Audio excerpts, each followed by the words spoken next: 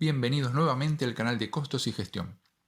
En este video vamos a comprender por qué es necesario clasificar costos y vamos a tratar algunas formas de clasificarlos a modo de ejemplo. De ahora en adelante vamos a utilizar el concepto amplio de costos. Eso implica que lo que habitualmente es llamado gasto lo consideraremos acá un costo más. Por lo tanto, no vamos a hacer una distinción entre costo y gasto, que es típica de la contabilidad patrimonial, pero que a efectos de la contabilidad de gestión no tiene utilidad práctica alguna. Ahora sí podemos entrar en tema con una pregunta. ¿Qué es clasificar costos? Para responderla tenemos que comprender que los entes tienen gran cantidad de operaciones, sea con terceros o internamente, y que en ambos casos pueden involucrar costos. Si queremos obtener información valiosa acerca de esas operaciones, las debemos registrar de alguna forma. Imaginemos que se anotan todos los costos en un cuaderno, una operación debajo de la otra. Habiendo registrado todas las operaciones del día, tendremos el total de costos devengados durante el día. Esa ya es una información valiosa. Sin embargo, con muy poco esfuerzo adicional, podemos obtener información aún más valiosa. Simplemente podemos agrupar las operaciones en función de alguna característica que tengan en común. De ese modo, según el ejemplo, no solo tendremos el total de costos devengados durante el día, sino que además lo tendremos desagregado en dos o más categorías o clases de costos. El hecho de colocar en cada costo a qué categoría o clase corresponde se lo llama clasificación. Existen muchos criterios útiles para clasificar costos. En este video desarrollaremos solo 3 de ellas. La clasificación de costos por función, o también denominada por área de actividad, se refiere a las grandes actividades o acciones que se realizan dentro de una empresa. Las funciones o acciones principales son adquisición, producción y comercialización. Las funciones o acciones de apoyo son financiación y administración. La función de adquisición suele ser omitida por la doctrina, pero su consideración tiene una enorme importancia práctica. Se refiere al proceso de incorporar los bienes al patrimonio del ente. La función de producción es exclusiva de las empresas industriales, aunque en empresas de servicios es reemplazada por la función de prestación del servicio. Consiste en el proceso de obtención de los productos ofrecidos por la empresa. La función de comercialización se refiere al proceso de entregar los productos a los clientes. La función de financiación corresponde al proceso de disponer de los activos necesarios para que el ente pueda operar. Finalmente, la función de administración se reserva para el resto de las acciones y procesos no encuadrados en las otras funciones. Para facilitar la comprensión de la clasificación entre las funciones principales, podemos utilizar un criterio que en este video bautizaremos como criterio de las 4 puertas. Los costos de adquisición comienzan en la puerta de salida del bien en el domicilio del proveedor y finalizan en la puerta de entrada del almacén o depósito de materiales donde quedan a la espera de ser utilizados.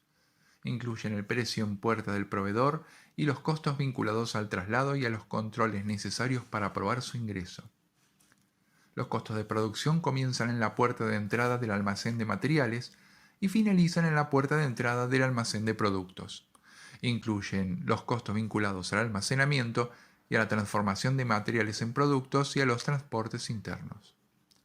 Los costos de comercialización inician en la puerta de entrada del almacén de productos y finalizan en la puerta de entrada del domicilio del cliente. Incluyen los costos vinculados al almacenamiento y al transporte.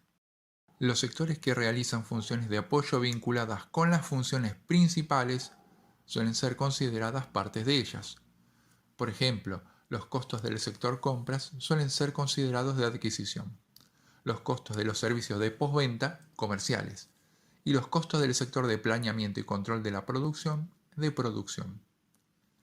En cuanto a los costos de la función de financiación, incluimos intereses, cargos bancarios, resultados por tenencia, resultados por exposición a la inflación, entre otros. El resto de los costos es considerado de administración. Son ejemplos los costos de contaduría, los de créditos y cobranzas o los de la gerencia general. La clasificación de costos por función es de enorme importancia para la contabilidad patrimonial. Los costos de adquisición son considerados en conjunto como el valor de ingreso al patrimonio de los bienes adquiridos. Los costos de producción son considerados en conjunto como el valor agregado a los bienes elaborados. Finalmente, los costos de comercialización, financiación y administración deben ser expuestos directamente en el estado de resultados separados de esa forma. La segunda clasificación que trataremos es aquella que se refiere a la relación de un costo con cierto objeto de costos. Es por eso que en primer lugar tendremos que definir qué es un objeto de costos. Simplemente, un objeto de costos es cualquier objeto que elijamos para calcularle un costo. Son ejemplos una unidad de producto, un proceso, un área de la empresa, una sucursal o un canal de ventas. Hay objetos de costos que reciben nombres especiales en la doctrina. Por ejemplo, se usa unidad de costo para referirse a la unidad de producto y unidad de costeo para referirse a un centro de costos. A su vez, un centro de costos generalmente es una etapa de proceso o un área de la empresa. Cuando un costo se relaciona con un objeto, lo puede hacer de dos formas. O se relaciona solo con él, o se relaciona con un conjunto de objetos del cual forma parte. Cuando un costo se relaciona con un único objeto, se dice que es un costo directo respecto de ese objeto. Por ejemplo, en una línea de montaje, el costo vinculado a la remuneración del supervisor dedicado a trabajar exclusivamente en esa línea es directo de ella.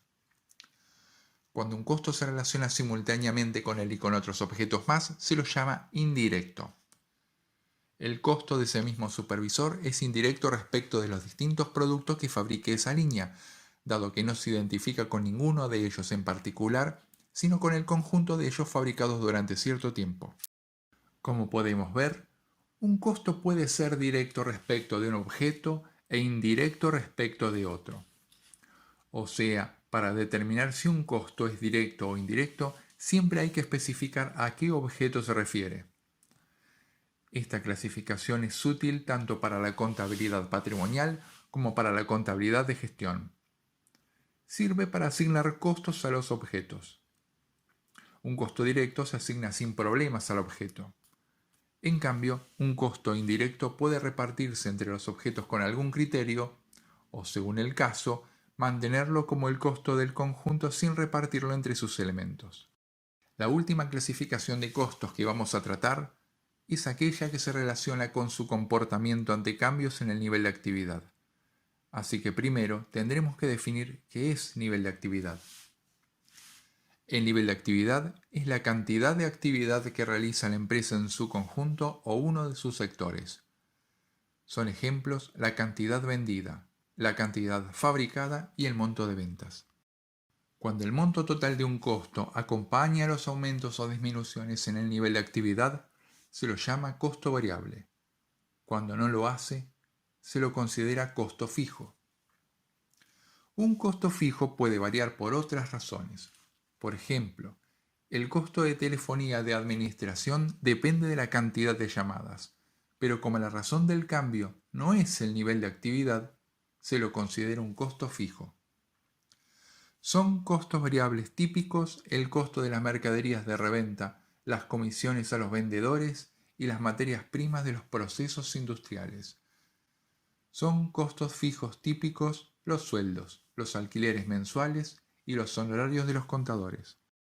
Esta clasificación es esencial para la contabilidad de gestión, ya que permite proyectar correctamente el monto total de costos para distintos niveles de actividad. Eso facilita, por ejemplo, determinar cuánto se necesita vender para lograr cierto nivel de beneficio, o elegir si conviene fabricar un insumo o comprarlo hecho.